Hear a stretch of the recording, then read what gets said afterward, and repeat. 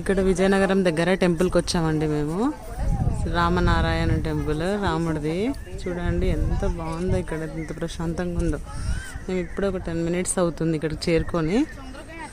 చూడండి ఈ మెట్లు కూడా ఎక్కువ అలసిపోకుండా మంచిగా హైట్ తక్కువగా చాలా బాగుందండి. చూడండి